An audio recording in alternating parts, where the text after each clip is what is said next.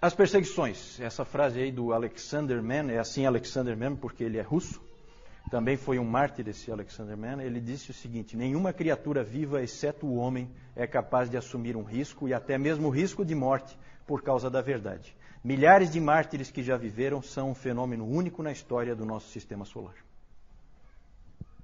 Pode passar. É interessante porque a perseguição ela começou com os judeus. Quem perseguiu primeiro a igreja foram os judeus. E Roma era o protetor. Não é assim que a gente vê no Novo Testamento? Vem os judeus vêm e eles querem massacrar os cristãos, né? O que a gente vê lá? Paulo apelando para César, apelando para Roma para escapar. E Roma acabava, no seu sistema legal, acabava protegendo a igreja. E depois, lá pelo ano 60, há uma inversão. Quem protegia passa a ser o grande algoz. E Roma passa a ser o grande perseguidor da igreja. É interessante, é claro que aqui nós vamos falar dos mártires, e é interessante que na igreja primitiva os mártires têm assim uns fatos pitorescos, né? Era muito comum comemorar o aniversário dos mártires. Só que depois de mortos. E no dia da morte, não no dia do nascimento. Porque na verdade eles entendiam assim que aquele é que era o dia mais feliz de cada um deles, porque eles então começou a verdadeira vida eterna com Cristo a partir daquele dia. E eles lembravam então, né? Era feita uma comemoração de um aniversário. Interessante. Vamos lá. A perseguição romana, então. Vamos direto para a perseguição romana. Ela aconteceu do ano 60 até o ano 320, mais ou menos. Foram 10 grandes perseguições. A primeira foi com Nero. Temos um legítimo descendente de Nero aqui conosco, né?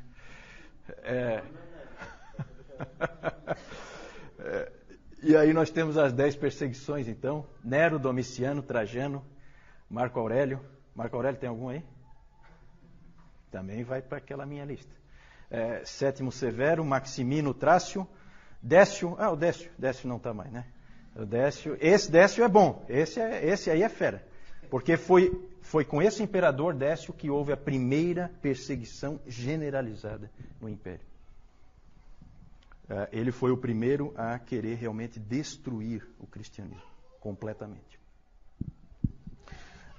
Os outros não, nós já vamos falar sobre isso. Depois Valeriano, Aureliano, e depois a outra perseguição generalizada, porque eu também marquei aí, numa cor diferente, é a perseguição sob Diocleciano, que também foi uma tentativa de varrer o cristianismo totalmente do Império. As outras todas seguiram o padrão de Trajano, assim chamado. Usa-se essa expressão, padrão de Trajano. Trajano aqui, ó. Qual é o padrão de Trajano? Existe uma carta de Trajano para o governador Plínio, da Bitínia, dizendo como que ele tinha que se comportar em relação aos cristãos. E ele dizia o seguinte para o Plínio: não gaste tempo com os cristãos, não faça nada. Deixe eles quietos, não faça nada. A não ser que haja o quê? Denúncia. Se alguém vier reclamar para você de que aquele cara é cristão, aí você dá um jeito nele, obriga ele a adorar o imperador para resolver o problema. Então, esse foi, na maior parte do tempo, a perseguição foi assim, certo? Então, era assim, se você tinha um vizinho encrenqueiro, né, Emerson? Né? Você tinha um vizinho encrenqueiro, então você estava numa situação difícil, porque ele ia acabar te denunciando e aí você ia ser colocado contra a parede. Na maior parte do tempo, os cristãos viviam tranquilos, não havia problema, não havia dificuldade, a não ser que houvesse denúncia. É claro que você fica com medo o tempo inteiro, porque a qualquer momento alguém pode te denunciar. Então, era uma situação ruim. A primeira perseguição é interessante ali, a perseguição sob Nero, foi uma perseguição terrível. E aí nós temos o historiador romano Tácito, que não tinha nada de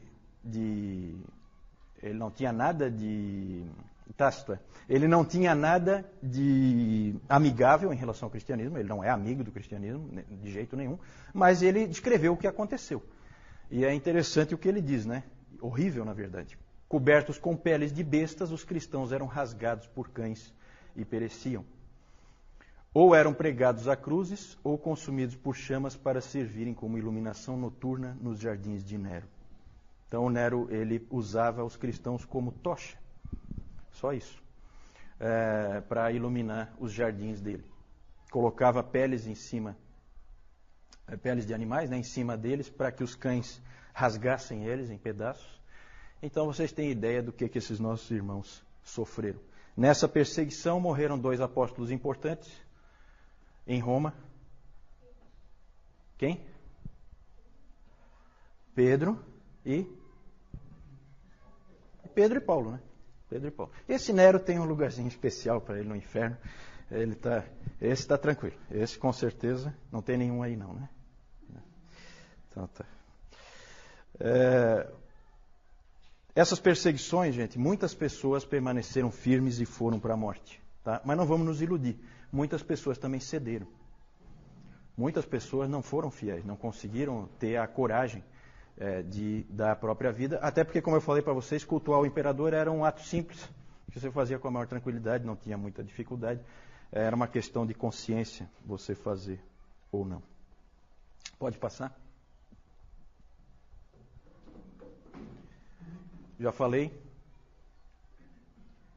Também já falei do Décio.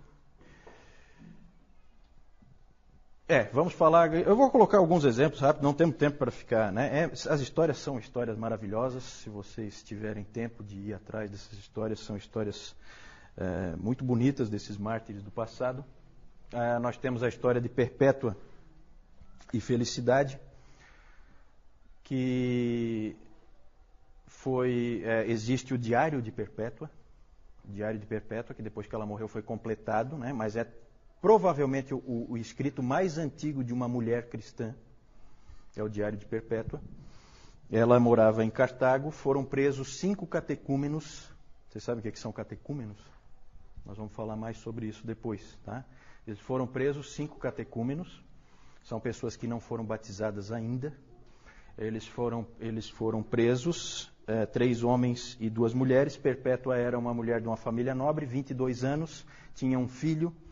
A Felicidade era escrava dela, estava grávida de 8 meses, e elas foram presas numa dessas perseguições. Eu acho que foi na do Décio. E aí é muito comovente a história do pai da Perpétua levando o filho lá, tentando convencê-la, mostrando o filho, falando para ela, ó, pensa na tua mãe, pensa no teu pai, pensa no teu filho. Não é tão fácil. O pai dela ia lá. E ela então chegava e dizia e falava para o pai, ó, você está vendo esse pote de água aqui? Estou vendo. Pois é, esse pote de água pode ser alguma coisa diferente do que ele é? Ele pode querer ser alguma coisa diferente de um pote de água? Aí ele disse, não. Aí ela respondeu, pois é, eu sou cristã. Eu não posso ser diferente disso. Eu sou uma cristã. E aí ela acabou indo para a morte. Um dos 5 morreu na própria prisão. Eles foram torturados, tá? Eu não vou entrar em detalhe. E foram condenados, por fim, para encurtar a história, eles foram condenados a ser mortos pelas feras no estádio, certo? E os homens, 2 homens, foram atacados, segundo a história, foram atacados por um javali, depois por um urso e depois por um leopardo, por vez, né? E as mulheres foram condenadas a ser atacadas por um touro. Então elas foram espezinhadas por esse touro selvagem, e as 2, a Felicidade ficou muito feliz, não é um trocadilho, né? Mas ela ficou muito feliz porque ela sabia, vejam como é interessante essas histórias dos mártires. Ela sabia que se ela estivesse grávida, ela não poderia ser condenada ao martírio, porque era proibido matar alguém, uma mulher que estivesse grávida. Então ela ficou muito feliz porque ela teve o bebê prematuramente, e uma outra mulher cristã adotou, porque aí ela podia ser morta, junto com os outros com quem ela tinha sido presa. Então, alguns dias antes, ela teve o bebê e ela foi morta junto com a Perpétua. Uma história muito comovente essa dessa morte. Próximo é o Policarpo. Policarpo é sempre uma pessoa interessante, é um dos pais da igreja, e ele conheceu João pessoalmente, o apóstolo João. teve muita instrução com o próprio João. E é interessante isso, né? E ele foi um grande pai da igreja, muito amado pelas pessoas que o conheciam e o seguiam. E esse Policarpo, várias vezes o povo dele deu um jeito dele escapar da perseguição, mas ele teve um sonho uma vez em que ele era queimado e tal, e ele viu que Deus queria que ele parasse de fugir e que ele fosse finalmente morto. E a história é uma história fantástica, vale a pena vocês lerem, nós não temos tempo de ver aqui, mas o diálogo dele com o governador lá, romano, é um diálogo fantástico, né? Tem episódios assim fantásticos, né? Os cristãos eram chamados de ateístas. Então o governador romano disse assim: por que você não fala abaixo os ateístas? Lá no meio do julgamento, com um monte de gente. E ele tinha a intenção de que o Policarpo dissesse abaixo os ateístas contra os cristãos. Aí o Policarpo, esperto como era, pegou e fez ao contrário. Apontou para todas as pessoas que estavam em volta dele, querendo que ele morresse, e disse: abaixo os ateístas. Ele reverteu, né? Reverteu a coisa. Por fim, ele disse, o governador apertou ele o máximo que pôde, e aí ele falou que a famosa frase, né? 86 anos eu servi ao meu Senhor, e ele nunca me falhou. Como é que eu vou poder agora negar a Cristo Jesus, o meu rei? Então ele falou isso, e aí foi condenado. E aí ele foi colocado numa estaca para queimar, queriam pregá-lo para ele não fugir, ele disse: não, eu vou ficar aqui, eu não vou sair. Não precisa pregar. Não pregaram mesmo. E aí queimaram ele, e aí a história é fantástica porque o fogo envolveu ele e não queimou ele. Ele abriu ficou um tipo de uma célula em que ele ficou no meio. Então foi obrigado um soldado a ir lá com uma espada e matar ele lá, porque ele não pôde ser queimado. Ele não queimava. Ele era, como é que se diz? Ele não era inflamável. Não era. Outra história. Só assim, exemplos que eu estou dando, né? Os 40 mártires de Sebaste. É uma história sensacional essa aí. Aconteceu na Armênia, eram 40 soldados, todos eles cristãos. Houve uma forte perseguição e o governador Licínio lá foi levantar quem eram os soldados que eram cristãos. Soldados romanos, veja que interessante. Soldados romanos eram cristãos, eles então foram condenados e a punição que o governador estabeleceu para eles foi colocá-los num lago gelado durante a noite inteira. Eles tiraram a roupa, entraram os 40 no lago e iam ficar lá a noite inteira. Enquanto isso, os romanos montaram uma tenda com água quente, né, para forçá-los a apostatarem, né? Forçá-los a saírem. Então, tinha água quente ali, prontinha para recebê-los a qualquer momento. E era então uma prova, era uma tentativa de fazer eles apostatarem, que era sempre o alvo dos romanos. Os romanos nunca queriam matar ninguém, eles queriam que apostatassem, queriam que deixasse de ser cristão. E aí é muito interessante porque esses 40 mártires entraram e alguém puxou lá, começaram a cantar. E começaram a cantar assim: 40 bons soldados, 40 mártires de Cristo. Começaram a cantar, cantavam todos juntos, né? Imagina 40 homens cantando isso dentro de um lago congelado. E a noite ia passando e tal, de repente um deles fraquejou e saiu. E foi lá para a aguinha quentinha, a aguinha morna, né? Aí sabe o que aconteceu? Eles estavam cantando, aí eles assim, 39 mártires, 39 soldados de Cristo.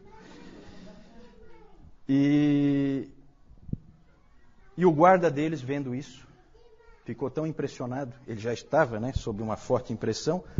O guarda que estava cuidando deles tirou a roupa e entrou lá, para ocupar o lugar do outro. Aí a música, 40 mártires de Cristo, 40 soldados de Cristo, né?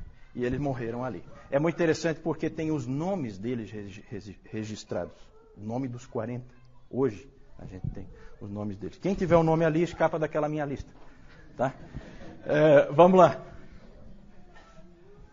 Razões da perseguição. Aí é bem interessante. Acusações de todo tipo contra os cristãos.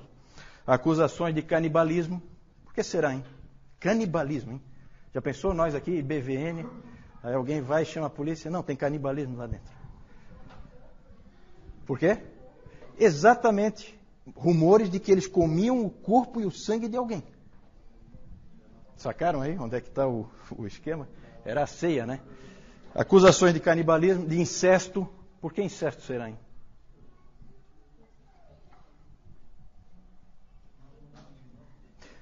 Porque chamavam de irmão, irmã, né? Então era casado com a irmã. Falta de patriotismo. Falta de patriotismo porque não adoravam o imperador, não participavam de diversas festas cívicas, porque essas festas sempre tinham imoralidade no meio, sempre tinham culto aos deuses no meio, culto ao imperador. Então eles não eram patriotas, eram considerados avessos ao Império Romano. Ódio à raça humana. Ódio à raça humana. Essa era uma acusação que tinha também, porque eles eram considerados antissociais. Tácito disse que eram pessoas tremendamente antissociais, não participavam das atividades sociais, não participavam das festas.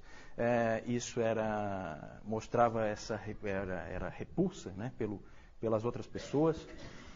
Então eles eram acusados disso também. Olha, vejam que interessante, eles eram acusados de serem antifamília.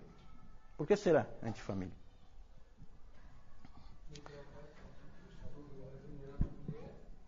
Não é porque... Tipo o que a gente viu ali a história da Perpétua, né? Certo? Ela acabou abandonando o filho, o pai, a mãe, né? Por causa de Cristo. Certo? E quando os romanos tinham aquela coisa que a gente vê em muitas religiões pagãs, de adoração aos antepassados. Então, depois João vai mostrar um altar aos antepassados, para você cultuar os antepassados e tal. Tudo isso eles não tinham. Eles eram cristãos. O cristão não tem nada disso. O cristão não adora ninguém a não ser Deus. E eram acusados como de serem a causa de todas as catástrofes possíveis e imagináveis. Tudo de ruim que acontecia era culpa deles, dos cristãos. Tudo. O Tertuliano até tem uma frase interessante, Tertuliano, que ele diz assim, se o Tibre transborda, o Tibre é o principal rio lá da Itália, né, que passa lá por Roma.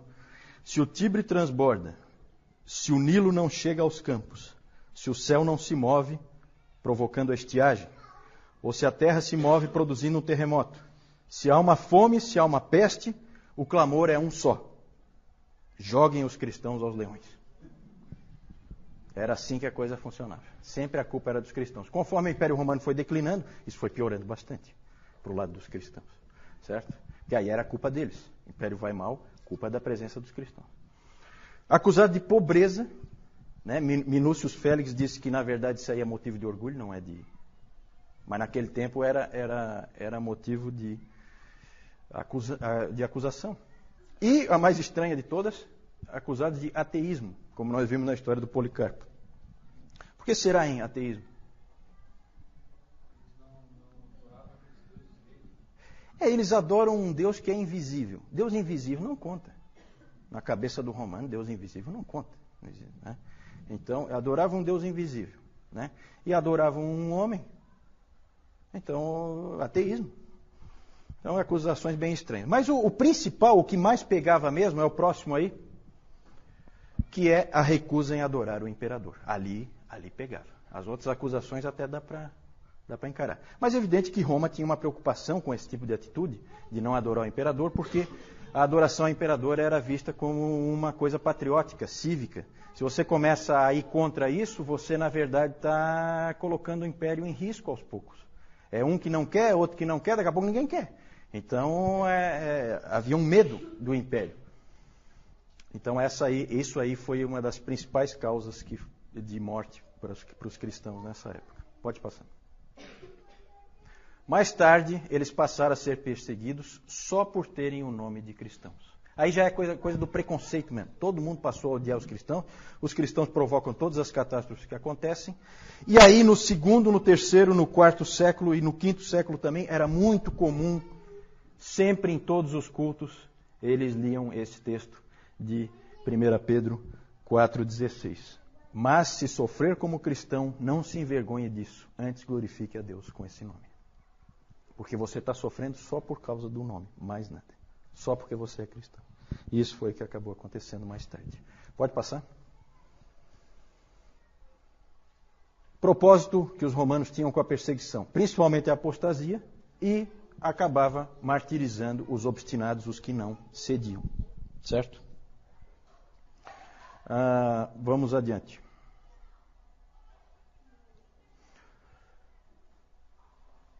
Os resultados da perseguição.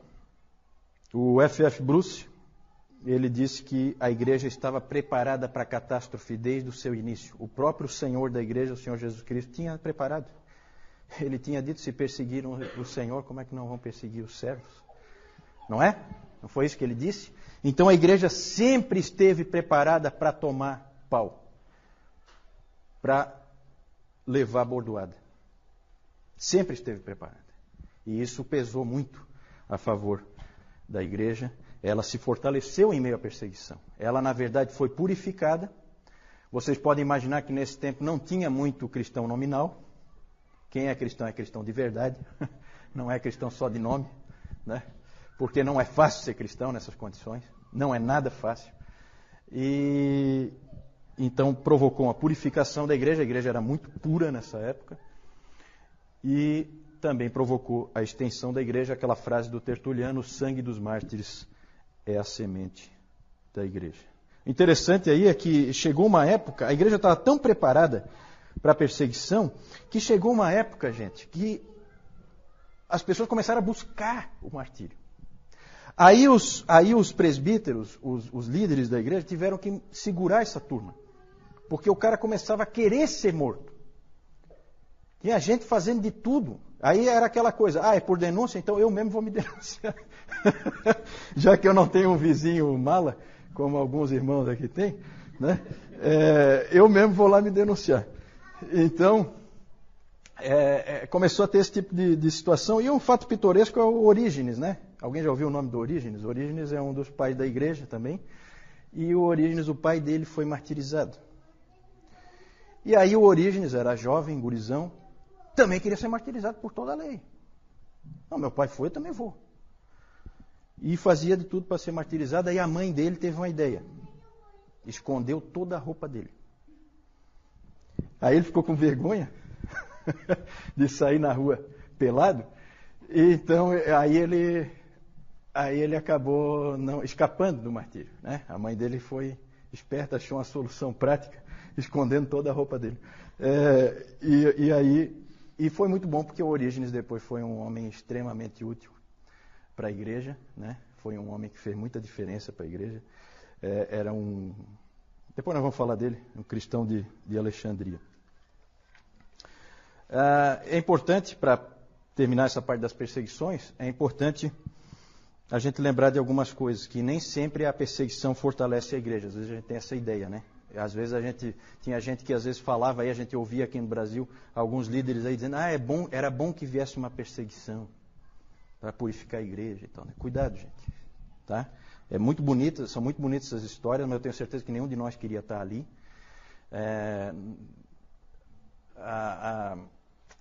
Às vezes a igreja realmente foi purificada e aumentou, mas também houve vezes em que isso não aconteceu. Houve vezes em que a igreja foi dizimada em diversos lugares, certo? Nós vamos ver isso aí mais para frente, especialmente na Ásia e na África, a igreja foi completamente dizimada e destruída por perseguições. Outra observação é que a gente pensa muito nos primeiros séculos, nesses 250 anos ali de perseguições no Império Romano, a gente pensa muito como a época da perseguição aos cristãos, não é verdade? A gente tem essa tendência, né? Quando, na verdade, com certeza, a gente pode dizer com certeza, que o número de cristãos martirizados naquele tempo, nesses 250 anos, é menor, bem menor, do que o número de cristãos martirizados nos últimos 50 anos no mundo. Certo? Então a gente não pode esquecer nunca, gente, da igreja sofredora hoje.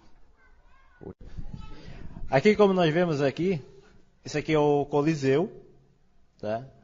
Aqui são os cristãos que eles vão ser sacrificados pelas feras. Aqui a gente pode ver um leão saindo aqui. O que acontecia? Eles deixavam vários dias os animais sem comida, para que quando eles entrassem não tivessem escapatória. Eles já iam atrás de comida. E a comida aqui seriam os cristãos.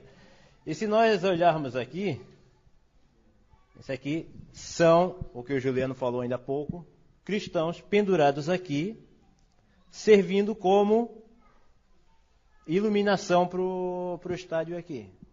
Então, além dessa carnificina aqui, ainda tinha outra coisa aqui bem parecida.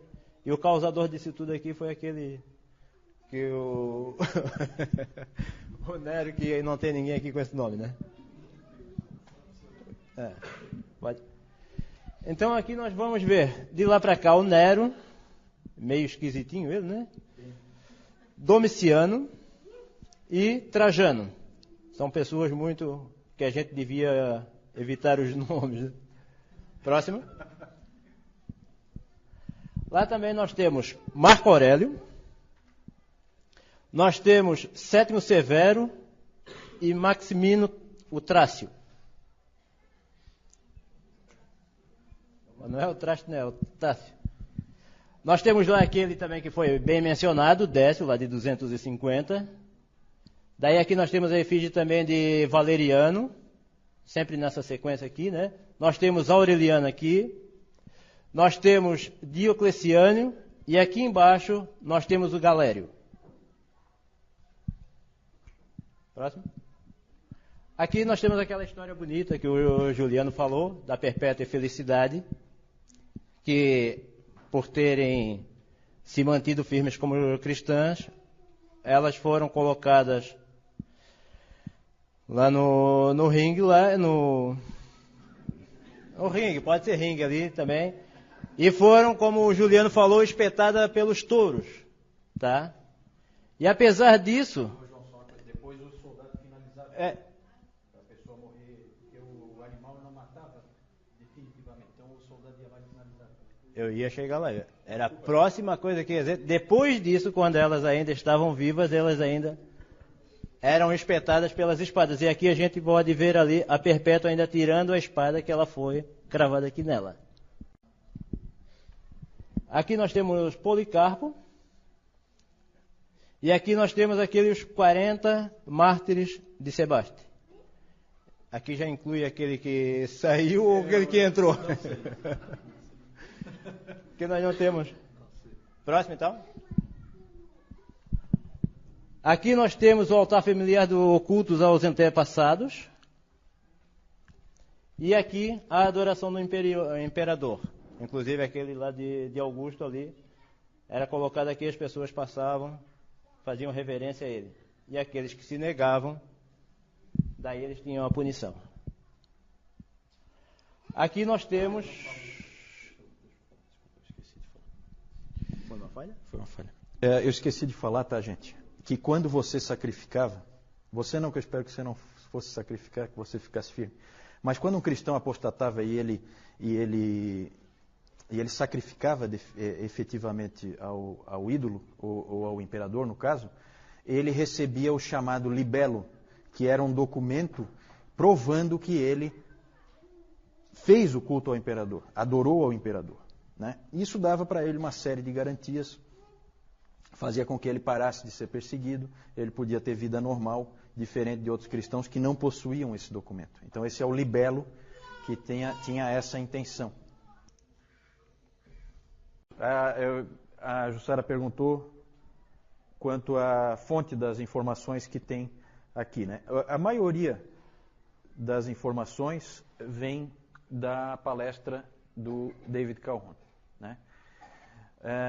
Boa parte dessas informações estão repetidas nos livros, porque ele utiliza os livros como referência dele. Né? Mas alguma coisa não aparece lá. Alguma coisa é coisa que ele trouxe de outros livros. Então não vai aparecer lá alguma dessas informações. Você sabe de onde ele tirou isso? De manuscritos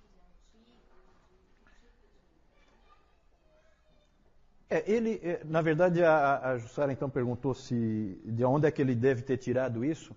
O David Calhoun, ele é um historiador da igreja, ele tem vários livros publicados e ele leu extensivamente livros de história, ele lê extensivamente livros de história.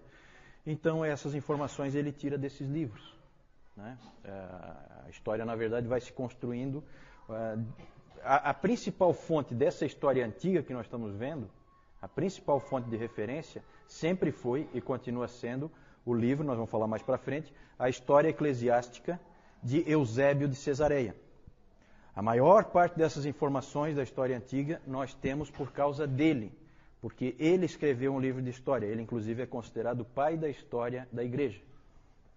Esse livro, História Eclesiástica, é uma fonte primária de referência. E aí, claro, tem todas as pesquisas e tal.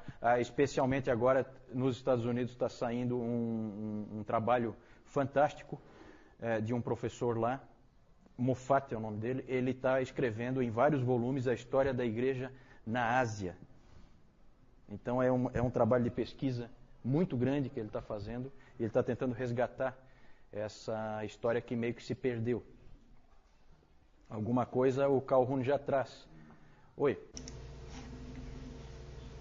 A pergunta é sobre Nero, onde é que ele está posicionado e como que está estruturada a sequência que nós fazemos aqui do curso. A sequência, vocês vão perceber que ela não é exatamente cronológica, ela é em tópicos. Nós aqui, nesse item das perseguições, nós cobrimos 250 anos, agora nós vamos falar dos apologistas, nós voltamos lá para o segundo século, 205, o ano 320 já é no quarto século, certo? Então são coisas que se sobrepõem, mas para fins de organização, a gente trata cada coisa separadamente, e a gente tenta aprender alguma coisa com aquele tipo de acontecimento, com aquele tipo de situação, em vez de fazer cronológico, que é muito mais complicado, leva muito mais tempo e fica muito mais confuso. Quanto ao Nero, o que se crê é que o Nero incendiou Roma, mas isso aí é uma coisa que não é possível provar. Não é possível provar. E foi sim no primeiro século. Foi no primeiro século, certo?